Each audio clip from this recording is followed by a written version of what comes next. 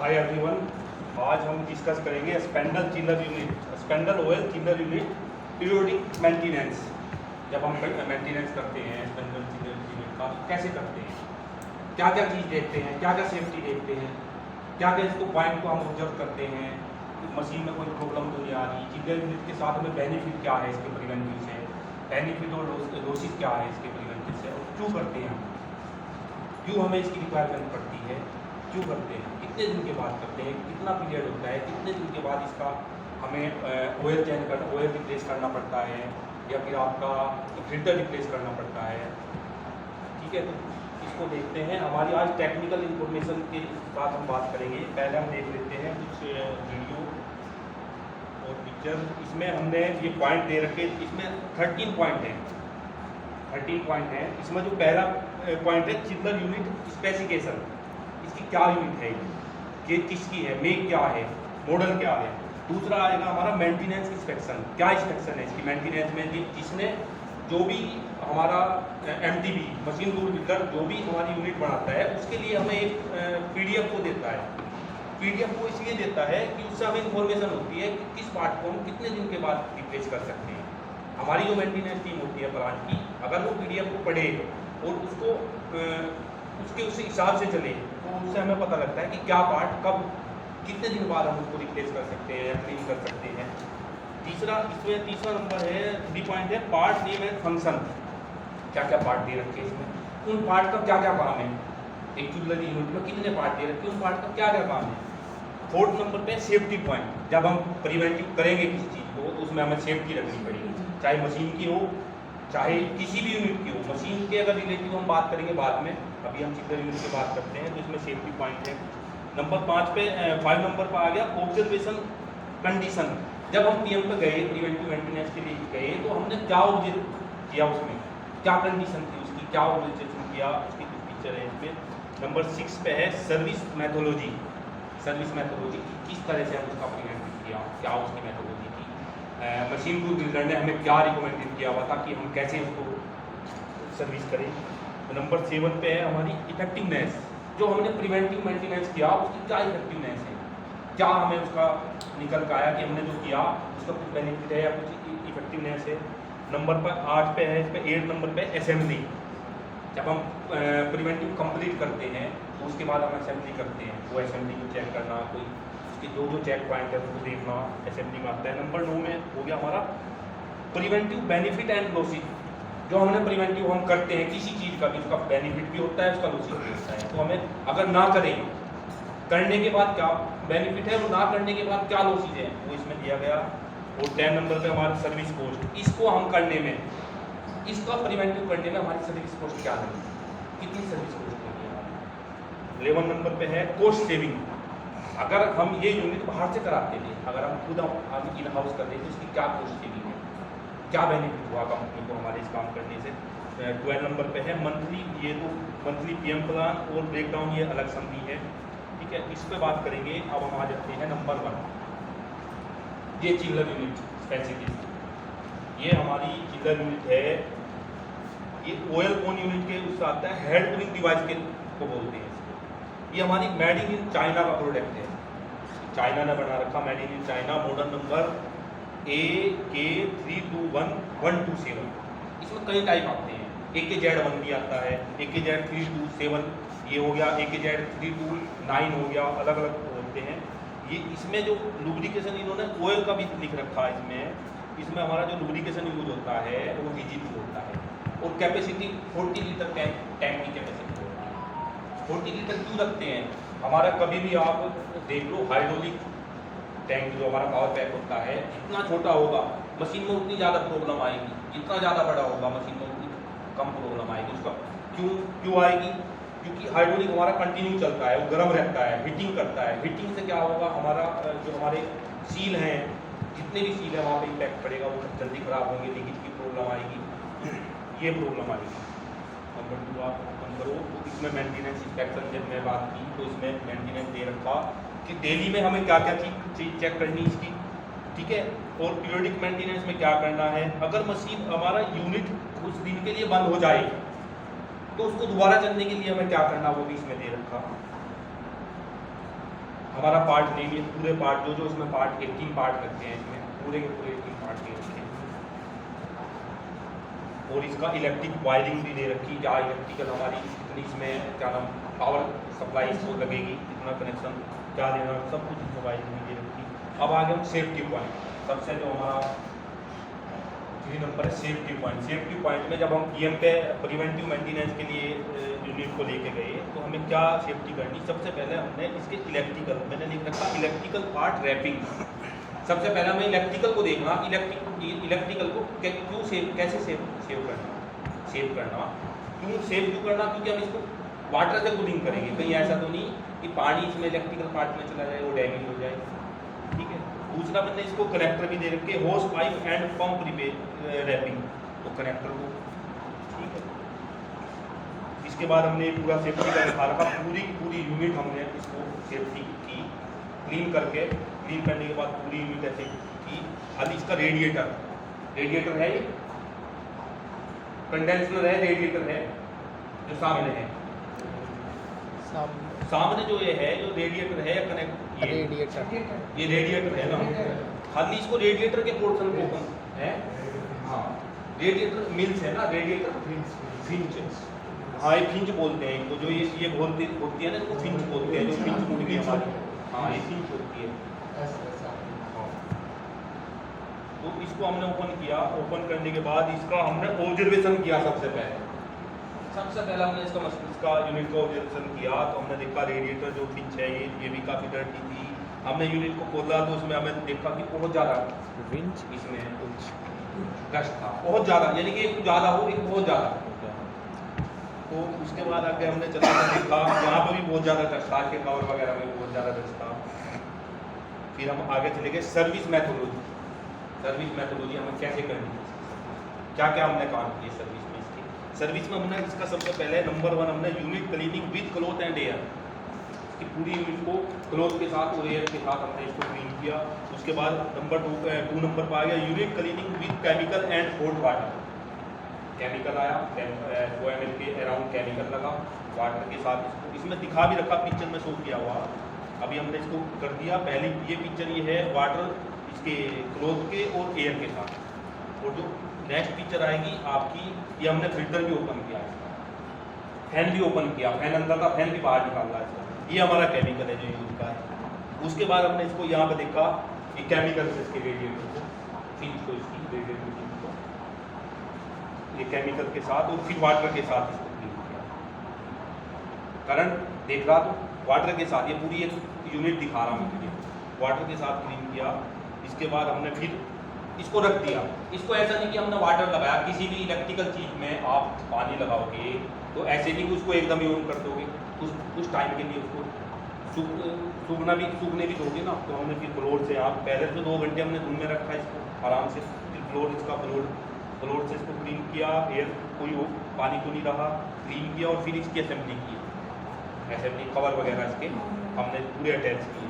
Cover attach करने के बाद में इफेक्टिवनेस क्या मिला, जो हमने काम किया वो काम में हमें इफेक्टिवनेस क्या मिला, क्या हमें कुछ दिखा, इसमें कुछ काम करके हमें कुछ बेनिफिट दिखा।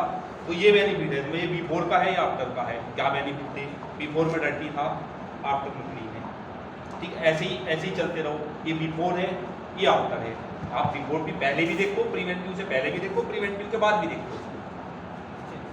फिर हमारा ये बिफोर है, ये आफ्टर है, आप कहीं से भी देख लो। ये हमारा फैन बिफोर है, ये फैन आफ्टर है।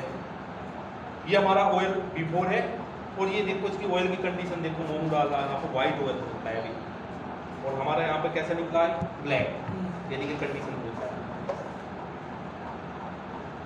ये ऑयल सेम है।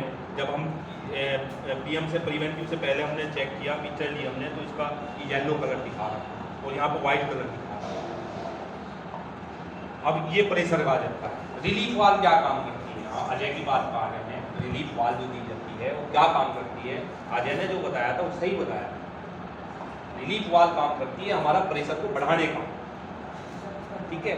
जो हमारी, मैं अपने ब्रांच में देखा, हमारी 2 यूनिट ऐसी है जो प्रेशर कम है और 1 यूनिट ऐसी है जो प्रेशर ज़्यादा है। तो उसकी क्या वो है, कल मैं बात कर रहा था कि पंप से, पंप के साथ साथ रिलीफ वाल्व का भी काम होता है प्रेशर को बढ़ाने का, उसकी सेटिंग होती है। उसकी अगर हम सेट करेंगे तो ये प्रेशर और भी बढ़ जाएगा, लेकिन मोस्टली जो हमारा प्रेशर होता है 0.5 kg टू 0.7 kg तक होता है, इसके बीच में रहना चाहिए 0.2 0.7 kg ये प्रेशर होना चाहिए। हमने देखा कि पीएम में हमारा कम था, पहले पीएम से पहले कम था, लेकिन पीएम के बाद हमारा ये प्रेशर, ये हमारे जो चेक पॉइंट थे हमने चेक किए यहाँ पे, और इसके बाद हमने असेंबली की इसकी मशीन में असेंबली की इसकी पूरी हमने चला के देखी। मशीन में असेंबली करने के क्या क्या है, अब यहाँ लिख दिया हमने 0.2 0.7 ये हमारा प्रेशर ऐसा है। इसके बीच में हमारा कहीं भी रख लो, 0.3 रख लो, 0.4 रख लो। अब लिख लिया सबने। अब बात करते हैं असेंबली की। हमने यूनिट को क्लीन कर दी पूरी, पीएम भी पूरा कर दिया, सारा सब कुछ चेक कर लिया। अब असेंबली कर ली। असेंबली में क्या क्या चेक करें, क्या क्या हमें चीज उसमें ऑब्जर्वेशन दे। तो अब हम उसमें सबसे पहले क्या देखेंगे, कहीं पर भी पानी ना इसका दिखे, कहीं तो विजुअली चेक करेंगे। कुछ भी चीज़ हो सबसे पहले हम करते हैं विजुअली चेक। विजुअली चीज़ में क्या होगा, कहीं पानी तो नहीं है। फिर इसको जैसे ही ऑन करेंगे सबसे पहले चेक करेंगे लीकेज कि कहीं इसमें लीकेज तो नहीं है। कहीं पर भी जैसे पता लगा कि आपने ऑन कर दी, कोई लीकेज है, वहाँ से 2-3 लीटर तेल बाहर निकल गया, ठीक है। सबसे पहले लीकेज चेक करेंगे। लीकेज के बाद टेम्परेचर चेक करेंगे, टेम्परेचर ओके है तो ठीक है। उसके बाद स्पेंडल का टेम्परेचर चेक करेंगे। स्पेंडल टेम्परेचर चेक करना है, हाँ जो पहले था वो है या उससे कम होगा या उससे ज़्यादा होगा, क्या इफेक्टिवनेस होगा टेम्परेचर में। उसके बाद हम इसको कोई हमारी डिस्प्ले पे, तो हमारी डिस्प्ले है, कोई अलार्म नहीं आ रहा, अगर आ रहा तो उसको चेक करेंगे ऐसा आ रहा क्या गलती की कैसे करेंगे, ठीक है। ये असेंबली पॉइंट हो गई। अब हमारी आई इसकी जो हमने प्रिवेंटिव किया उसके बेनिफिट एंड लॉसेस, क्या बेनिफिट है उसके हमारे पास, क्या लॉस। तो उसमें पता लगेगा बेनिफिट, स्पेंडल लाइफ इंक्रीज। अगर हम टाइम टू टाइम इसको पीएम करते रहेंगे तो हमारी स्पेंडल लाइफ इंक्रीज होगी, क्योंकि ये स्पेंडल को बैरिंग को सपोर्ट करता है कूलिंग के लिए। तो हमारे बैरिंग चलते हैं, लगातार चलते हैं, ज़्यादा कूलिंग के बाद वो हीट करने लगते हैं। अगर कम कूलिंग होगी तो हीट करेंगे वो हीट करने, अगर हीट करेंगे तो बैरिंग जाएंगे। तो ये हमें इससे ये नंबर 1 बेनिफिट मिलता है। ये नंबर 2 मिलता है स्पेंडल एक्यूरेसी। जब हीट करेगा स्पेंडल जब चलता है ज़्यादा कूलिंग पर भी और ज़्यादा हीट पर भी वो एक्यूरेसी डिस्टर्ब करता है। स्पेंडल का काम होता है, ज़्यादा कूलिंग अगर कर दोगे तो जब भी एक्यूरेसी डिस्टर्ब करेगा। आपने कई बार देखा, मैं एप्लीकेशन में रहा तो मैं कई जगह ये ऑब्जर्व किया कि हम जो पार्ट बनाते थे, पार्ट बना कर रख देते थे, तो जब चेक करते थे तो 0 बनाते थे, और जब हम 2 दिन के बाद 1 दिन के बाद वो चेक करते थे तो 5 माइक्रोन 10 माइक्रोन को ओवरसाइज या अंडरसाइज टेम्परेचर के हिसाब से करता था। तो उसका ये यहाँ पे स्पेंडल एक्यूरेसी का ये काम होता है हमारा। 3 नंबर हो गया D spring and C spring life increase. जब हमारा स्पेंडल हीट होगा तो सबसे पहले डी स्प्रिंग पर जाए, क्योंकि स्पेंडल ना आपने देखा 1 नंबर की बीएमसी का हमने स्पेंडल हीट होते हुए देखा, तो हमने जब स्पेंडल के अंदर भी हाथ लगाया ना तो वो इतना ही हीट था जितना बाहर से था। जितना बाहर से हीट था वो अंदर से भी इतना हीट था। तो पूरे स्पेंडल असेंबली को हीट करता है, तो हीट करने में इफेक्ट पड़ेगा कहीं ना कहीं। और 4 नंबर पर आ गया हमारा चिल्लर यूनिट लॉन्ग लाइफ परफॉर्मेंस। अगर हम इसको पीएम करते रहेंगे तो मुझे नहीं लगता कि वो जल्दी ख़राब होगी, कोई पार्ट ख़राब होगी। टाइम टू टाइम अगर हम उसका प्रिवेंटिव में रखेंगे उसको तो लाइफ होगी। अब करते हैं बात लॉसेस की। इसके लॉस क्या है, सबसे पहला वही लॉस है spindle bearing wear out. Spindle bearing जल्दी जाए, अगर इसको हम देख लेंगे टेम्परेचर बढ़ता ही चलेगा। नंबर 2 पे है एक्यूरेसी इफेक्ट, एक्यूरेसी में इफेक्ट पड़ेगा। नंबर 3 पे है impact D spring and C spring life, spring के कम हो जाएगी लाइफ। नंबर 4 पे है spindle motor effect. Spindle motor क्यों दिखाया मैं यहाँ पर लास्ट में, हमारी जो ये मशीन है कपलिंग टू कपलिंग है, ये कपलिंग टू कपलिंग है। नीचे से कपलिंग स्पेंडल की चली गई, ऊपर से कपलिंग हमारी मोटर की आ गई। तो जब हिट करेगा वो सारी हिट करेगा, ऊपर तक जाएगी हिट उसकी। मोटर को जब हिट करेगा वो लोड पड़ेगा उसमें, तो मोटर पे इफेक्ट पड़ेगा, ठीक है। सबसे बड़ा लोड चीज़ क्या है, अगर हमारी यूनिट खराब होती है तो हमारी एक ऑयल चिल्लर यूनिट कॉस्ट अप्रोक्स 6 लाख है। तो हमारी कंपनी को 6 लाख पे करनी पड़ेगी, क्योंकि ये made in Japan, made in China product है। मेड इन चाइना प्रोडक्ट कैसे हो कि वो जो पार्ट होंगे वो रिपेयर नहीं होंगे, वो रिप्लेस ही होंगे। और जो छोटे पार्ट रिप्लेस भी होंगे वो उसका जो अमाउंट जाएगा वो मोस्टली हाई जाएगा। और अगर पूरी चिल्लर वो बाद में क्या कहेंगे नहीं चिल्लर यूनिट करा लो आप रिप्लेस, तो उस केस में पूरी चिल्लर यूनिट रिप्लेस कराने में 6 लाख से जाएगा। और फिर आगे यहाँ पे सबसे लास्ट में क्या नाम सेकंड लास्ट में सर्विस कॉस्ट, हमारी क्या सर्विस लगी, मैन पावर लगी, ऑयल लगा 36 लीटर, वो कहेंगे 40 लीटर का टैंक कैपेसिटी 36 की लगा, तो 36 इसलिए लगा कि लाइन में भी थोड़ा लाइन में भी रहता है। और हमारी यूनिट अभी पूरी हाई लेवल बनी है पूरी का, तो अभी उसमें हो रहा जाएगा 3 से 4 5 लीटर की ऑयल आ जाएगा। अच्छा 3 नंबर पे ऑयल कोस्ट क्या पड़ी हमें 375 लीटर पर लीटर, 375 रुपीज़ पर लीटर। 36 लगा तो हमारा 13,500 रुपीज़ हमारा ऑयल लगा, वो साल में लगेगा अगर आपको इसकी लाइफ इंक्रीज करनी तो लगेगा ही लगेगा। टाइम, अब बात करते हैं टाइम, इस पर टाइम कितना लगा, करंट तो 1 घंटे में कर देते भाई साहब, हमें 6 घंटे क्यों लगेंगे।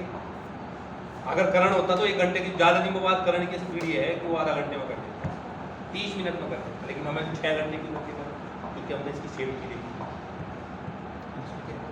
इसका हमने काम किया, टेक्निकली काम किया, कैसा होना चाहिए काम। टाइम इफेक्ट नहीं करता, काम इफेक्ट करता है कि हमने काम कैसा किया। टाइम 1 घंटा एक्स्ट्रा लेते लेकिन काम करते हैं, ठीक है। 5 नंबर पर केमिकल, जो हमने इस कंपनी का केमिकल 4 रुपये पड़ा है, कितने का केमिकल है 800 या अप्रोक्स नहीं, ये मैं 1000 लिख देता हूँ, तो हमारा 100 रुपये का यहाँ पे केमिकल लगा, 100 ml केमिकल लगा, तो 100 रुपीज़ का हमारा आज में केमिकल हुआ। और लास्ट नंबर पे ओल्ड होती अपना लगना ही है, बेसिक सी चीज़ें।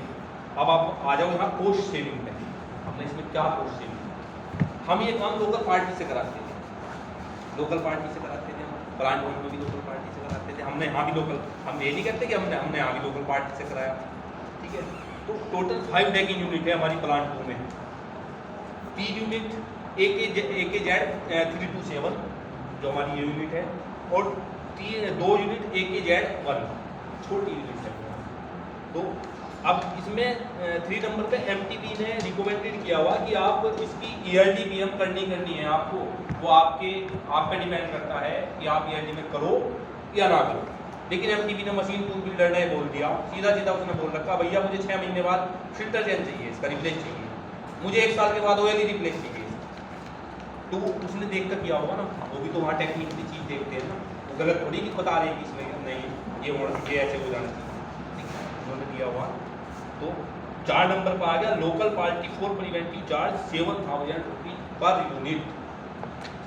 लास्ट में आ गया 5 ERD सेविंग 35,000 रुपीज़ हमने सेविंग करेंगे कंपनी के लिए। हमने काम किया, हमने मेहनत की, तो हम कंपनी के लिए क्या बचाया, हमने वो छोटा सा अमाउंट बचाया 35,000। वो छोटा अमाउंट है कंपनी के लिए 35,000 रुपये, बहुत ज़्यादा छोटा अमाउंट, लेकिन हमने बचाया 35,000 बचाए। तो ये इसका है। आगे ये thank you all of you. Okay, ये हमारा चिल्लर यूनिट का किसकी समझ में आया, कारण क्या हुआ भाई। ओके, आज हमने बात की चिल्लर यूनिट, स्पेंडल चिल्लर यूनिट, कूलिंग यूनिट, इसके मेन पार्ट हमने प्रिवेंटिव मेंटेनेंस, हमने किस तरीके से प्रिवेंटिव मेंटेनेंस किया। और हमने हमारी पहली वीडियो थी उसमें हमने भी स्पेंडल यूनिट की बात की थी, लेकिन आज हमने कुछ इसके टेक्निकल चीज़ के बारे में बात की। और अगली वीडियो में, नेक्स्ट वीडियो में हम इसके स्पेयर पार्ट की, जितने भी हमारी चिल्लर यूनिट में स्पेयर पार्ट है उसके बारे में बात करेंगे। Thank you.